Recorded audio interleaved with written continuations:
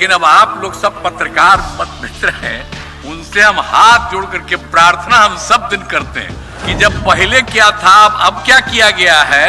अब आजकल कुछ भी कोई बयान देता है, अपनी जगह पत्नी को बना दिया, बेटा बेटी यही सब करता रहा। कि अब केंद्र सरकार ने इस बार के बजट में विशेष आर्थिक सहायता के रूप में, जरा जान लीजिए, सड़क, उद्योग, स्वास्थ्य, पर्यटन, बाढ़ नियंत्रण आदि के लिए बड़ी राशि देने की घोषणा की है। मौका था स्वतंत्रता दिवस का। गांधी मैदान से 18वीं बार सीएम नीतीश ने तिरंगा फहराया।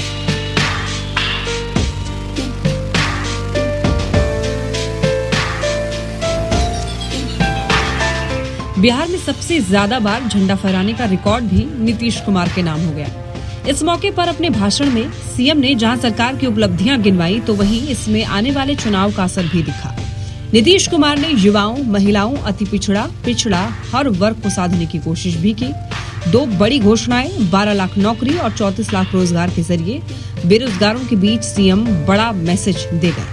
12 लाख में से 5.16 लाख नौकरियां दी गई, 2 लाख अंडर प्रोसेस है, यानी चुनाव से पहले बाकी बची 4.84 लाख नौकरी देने का टारगेट है। तो वहीं 4 साल में 24 लाख रोजगार दिए गए। आने वाले 1 साल में 10 लाख और देने का टारगेट है। साथ ही महिलाओं के लिए नौकरी में 35% आरक्षण, लोकल बॉडी इलेक्शन में 50% सीटें महिलाओं के लिए रिजर्व करने की बात कर एक बार फिर महिलाओं को अपने पाले में लाने की कोशिश की। मुख्यमंत्री नीतीश कुमार ने लड़कियों की शिक्षा, पुलिस बल में महिलाओं की नियुक्ति, शिक्षकों की नियुक्ति पर भी चर्चा की। स्कूलों में पढ़ाई अच्छे ढंग से हो, इसके लिए निर्णय लिया गया कि राज्य में शिक्षकों की नियुक्ति सरकारी तरीके से हो। बीपीएससी के जरिए 2,20,000 शिक्षकों की नियुक्ति की गई। सक्षमता परीक्षा पास कर 1,80,000 शिक्षक सरकारी कर्मी बन गए। 2 लाख सरकारी शिक्षकों की नियुक्ति प्रक्रिया अधीन है। इधर लालू और तेजस्वी यादव पर हमला बोलते हुए सीएम नीतीश कुमार ने कहा है कि कुछ लोग नौकरी पर अपना क्रेडिट ले रहे हैं कि हमने नौकरियां दी, हमने तो पहले ही घोषणा कर दी थी, बीच में उधर चले गए तो वो साथ आ गया। हमने नौकरियां दी तो अब जनता के बीच घूम घूम कर कुछ से कुछ बोल रहा है। पत्रकारों से अपील है कि 2005 से पहले क्या हालत थी, पहले क्या था, अब क्या किया गया, उस पर भी लिखिए। लालू परिवार पर निशाना साधते हुए सीएम नीतीश कुमार ने कहा है कि आज लोग कुछ से कुछ बोल रहे हैं। वो लोग कुछ किया क्या? केवल अपने परिवार को बढ़ाया, अपनी पत्नी को मुख्यमंत्री बना दिया, बेटा बेटी सबके लिए किया, लेकिन हम लोगों ने अपने परिवार के लिए नहीं बल्कि बिहार की जनता के लिए सब कुछ किया। वर्ष 2005 में जब से हम लोगों को काम करने का मौका मिला है, तब से राज्य में कानून का राज है। तो पता चला कि बिहार में पुलिस बल की संख्या मात्र 42,481 है, जो जरूरत के हिसाब से बहुत कम थी। इसलिए उसी समय पुलिस की संख्या को बढ़ाने का निर्णय लिया गया। इसके लिए नए पदों का सृजन किया गया और पुलिस में बहाली की गई। अब पुलिस बल की संख्या बढ़कर 1,10,000 हो गई, लेकिन हमने 2023 के पहले भी सुझाव दिया कि हमारी जरूरतों के हिसाब से पुलिस की संख्या को और बढ़ाया जाए। तब पदों की संख्या को बढ़ाकर 2,27,000 तय किया गया है और बहाली का काम शुरू हो गया है। शुरू से ही शिक्षा एवं स्वास्थ्य के क्षेत्र में विशेष ध्यान दिया है। पहले बहुत कम स्कूल थे और शिक्षकों की काफी कमी थी। जब हमारी सरकार आई तो विद्यालयों में शिक्षकों की कमी को देखते हुए वर्ष 2006-07 से पंचायत एवं नगर निकायों के माध्यम से बहाली की गई। कई चरणों में लगभग 4.25 लाख शिक्षकों को नियोजित किया गया। स्कूलों में पढ़ाई अच्छे ढंग से हो, इसके लिए अब निर्णय लिया गया है कि शिक्षकों की बहाली सरकारी तौर पर की जाए। वर्ष 2023 में बिहार लोक सेवा आयोग द्वारा 2,20,000 सरकारी शिक्षकों की नियुक्ति की गई है। शेष पदों पर भी बहाली की जा रही है। नियोजित शिक्षक भी हमेशा चाहते थे कि उन्हें सरकारी शिक्षक बनाया जाए। इसे देखते हुए इन शिक्षकों को सक्षमता परीक्षा के माध्यम से सरकारी शिक्षक बनने के अवसर दिए जा रहे हैं। अस्पतालों में दवा एवं अन्य सुविधाएं भी नहीं थी। प्राथमिक स्वास्थ्य केंद्रों में तो इलाज के लिए प्रति माह मात्र 39 मरीज ही आते थे एक महीने में और प्रतिदिन 1 या 2 आते थे। वर्ष 2006 से अस्पतालों में मरीजों को मुफ्त दवा, स्वास्थ्य जांच एवं एम्बुलेंस की सुविधा दी गई। साथ ही डॉक्टरों की बहाली की गई और अस्पतालों में डॉक्टरों की उपस्थिति सुनिश्चित कराई गई।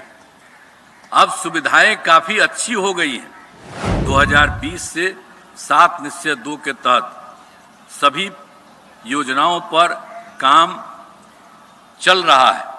उनमें से मुख्य योजनाएं जैसे हर खेत तक सिंचाई का पानी का कार्य प्रगति पर है।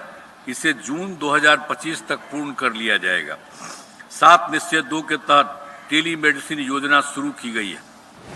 वर्तमान में अनुसूचित जाति एवं जनजाति के छात्र छात्राओं के लिए 91 आवासीय विद्यालय संचालित हैं। राज्य सरकार द्वारा अनुसूचित जाति के 50,000 से अधिक आबादी वाले 40 प्रखंडों में नए आवासीय विद्यालय बनाने का निर्णय लिया गया, जिसमें से 20 आवासीय विद्यालय का निर्माण चल रहा है। अगले वर्ष तक सभी आवासीय विद्यालयों का निर्माण करा दिया जाएगा। सभी जिलों में अति पिछड़ा वर्ग के लिए जननायक कर्पूरी छात्रावास का निर्माण कराया गया है। सभी जिलों में अति पिछड़े वर्ग के लिए कन्या आवासीय विद्यालय बनाने का निर्णय लिया गया है। 11 जिलों में कन्या आवासीय विद्यालय संचालित है। 27 जिलों में नए कन्या आवासीय विद्यालयों का निर्माण कार्य जारी है। साथ ही इन सभी वर्गों के युवक युवतियों को सिविल सेवा प्रोत्साहन, ग्राम परिवहन योजना एवं उद्यमी योजना का लाभ दिया जा रहा है। मुस्लिम समुदाय के लिए भी वर्ष 2005 के बाद सरकार ने काफी काम किया। इसको सब लोग जानते ही है। इस वर्ग के युवाओं के लिए मुस्लिम युवाओं के लिए विद्यार्थी प्रोत्साहन, छात्रवृत्ति, मुफ्त कोचिंग आदि योजनाएं चलाई जा रही। मदरसों को सरकारी मान्यता दी गई एवं मदरसा के शिक्षकों को सरकारी शिक्षकों के बराबर वेतन दिया गया। ये काम हम लोगों ने कर दिया। अब वर्ष 2006 से कब्रिस्तान की घेराबंदी शुरू कर दी गई और उस समय ये निकला था कि 8,000 के करीब है, तो 8,000 से भी ज्यादा कब्रिस्तानों की घेराबंदी हो गई और बाद में फिर 273 कब्रिस्तानों को और चिन्हित किया गया। लेकिन अब आप लोग सब पत्रकार मित्र हैं, उनसे हम हाथ जोड़ करके प्रार्थना हम सब दिन करते हैं कि कृपा करके पुरानी बात को भी जरा लिख दीजिए। हमसे अगर नाराज हैं तो हम क्या कहेंगे, लेकिन हम तो काम करते हैं और हम आप लोगों के प्रति नाराज नहीं हैं। हम सब दिन आप लोगों की इज्जत करते रहेंगे। हम आपका सब दिन सम्मान देते रहते हैं। हम कभी किसी के खिलाफ नहीं बोलते हैं। तो हम आग्रह करेंगे कि जब पहले क्या था अब क्या किया गया है। अब आजकल कुछ भी कोई बयान देता है, छपता रहता है। कौन काम किया है? एक काम किया है। और लोग क्या किया है? लोग अपने घर को बढ़ाया, अपनी जगह पत्नी को बना दिया, बेटा बेटी यही सब करता रहा। हम लोग कभी किए हैं? बोलिए। तो कितना सब धंधा करते रहे हैं लोग, अब वही सब चीज चलता रहा है। तो हम आग्रह करेंगे कि जो हम लोग जितना काम करते हैं उन सब चीजों को ध्यान रखिए। अब आप समझ लीजिए कि 2,78,000 करोड़ रुपए हो गया है और लगभग 10 गुना। अब बिहार का विकास तेजी से हो, इसके लिए बिहार को विशेष राज्य का दर्जा और विशेष आर्थिक सहयोग की मांग हम लोग करते रहते हैं। अब वही लोग अभी बोलते रहता है, पहले कभी किए नहीं, अब आजकल कुछ बोलते रहता है। खैर, हम लोगों ने तो ये कहा कि विशेष राज्य का दर्जा या विशेष आर्थिक सहायता सहयोग की मांग करते रहें। तो मुझे खुशी है कि अब केंद्र सरकार ने इस बार के बजट में विशेष आर्थिक सहायता के रूप में, जरा जान लीजिए, सड़क, उद्योग, स्वास्थ्य, पर्यटन, बाढ़ नियंत्रण आदि के लिए बड़ी राशि देने की घोषणा की है।